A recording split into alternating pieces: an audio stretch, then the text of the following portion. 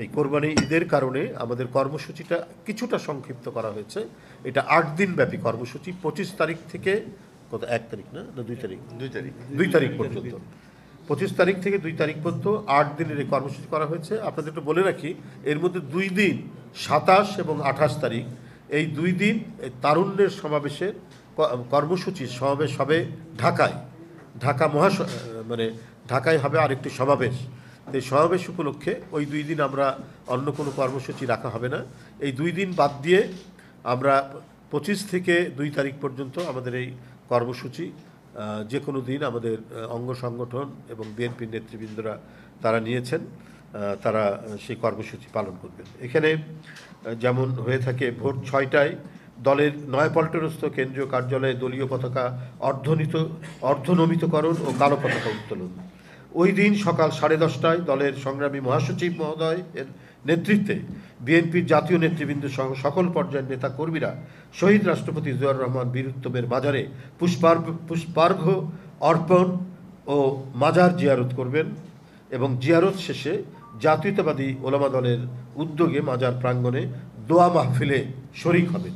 আমি কর্মসূচি আপনাদের এখানে উদ্ধৃত করছি। মহান স্বাধীনতার ঘোষক, বহুদলীয় গণতন্ত্রের প্রবক্তা, আধুনিক বাংলাদেশের স্থপতি শহীদ রাষ্ট্রপতি জিয়াউর রহমানের শাহাদাত বার্ষিকী উপলক্ষে 8 দিনের কর্মসূচি। আচ্ছা, এই দিবসটি উপলক্ষে পোস্টার প্রকাশ করা হবে এবং ওই দিন কালো ব্যাজ ধারণ করা হবে। শাহাদাত বার্ষিকী উপলক্ষে সংবাদপত্র, অনলাইন পত্রিকায় ক্রোড়পত্র প্রকাশ করা হবে এবং যারা বুদ্ধিজীবী রয়েছেন দেশের, তারা তাদের লেখা নিয়ে এবং তাদের মূল্যবান লেখা বিভিন্ন পত্রপত্রিকায় তারা প্রকাশ করবেন। এটা তাদের নিজস্ব ব্যাপার। তারপরেও আমরা জানি যে ক্রোড়পত্রের বাইরেও দেশের বুদ্ধিজীবীরা তাদের লেখা প্রকাশ করেন এবং আমরা এটির একটি ব্যাপক প্রচারের জন্য আমরা বিজ্ঞাপন সহ অন্যান্য কর্মসূচিও আমাদের থাকবে। এবং শাহাদাত বার্ষিকী উপলক্ষে অঙ্গ সহযোগী সংগঠনরা তারা আবার নিজেদের উদ্যোগেও পোস্টার প্রকাশ করবেন। আগের দিন অর্থাৎ 29 তারিখে ইঞ্জিনিয়ার্স ইনস্টিটিউট রমনায় দলের পক্ষ থেকে, অর্থাৎ বাংলাদেশ জাতীয়তাবাদী দল বিএনপির পক্ষ থেকে আলোচনা সভা অনুষ্ঠিত হবে এবং সেই আলোচনা সভায় আমাদের জাতীয় নেতৃবৃন্দ সহ দেশের বরেণ্য বুদ্ধিজীবীরা তারা বক্তব্য রাখবেন বেলা 3টা থেকে। আচ্ছা, এছাড়াও অনুরূপভাবে বিএনপির দিবসটি উপলক্ষে ঢাকা মহানগর, উত্তর, দক্ষিণ তারা বিভিন্ন থানায় এবং ওয়ার্ডে চাল, ডাল সহ বিভিন্ন খাদ্য সামগ্রী বিতরণ করবেন এবং কাপড়ও বিতরণ করবেন। আচ্ছা, অনুরূপভাবে বিএনপির উদ্যোগে শহীদ রাষ্ট্রপতি জিয়াউর রহমানের 44তম শাহাদাত বার্ষিকী পালনের জন্য সারা দেশ, জেলা ও মহানগরী সহ সকল ইউনিট এবং উক্ত ইউনিটসমূহের অধীনস্থ সকল ইউনিট কার্যালয়ে 30 মে ভোর 6টায় দলীয় পতাকা অর্ধনমিতকরণ ও কালো পতাকা উত্তোলন এবং নিজ নিজ এলাকার সুবিধা অনুযায়ী আলোচনা সভা, দোয়া মাহফিল ও দুস্থদের মাঝে কাপড়, রান্না করা খাবার বিতরণ, বিভিন্ন যে কর্মসূচি গ্রহণ করা হয় সে কর্মসূচি তারা গ্রহণ করবেন। এছাড়াও এখানে আলোচনা সভায় যে সিদ্ধান্তটি হয়েছে কর্মসূচির সাথে আরও যুক্ত থাকবে, যেমন জাতীয়তাবাদী ওলামা দল তারা একটা গণদোয়ার আয়োজন করবে। জাসাস তারা এফডিসির সামনে কাঙালি ভোজ দেবে। এছাড়াও তারা আলোকচিত্র প্রদর্শনী করবে 31 তারিখে।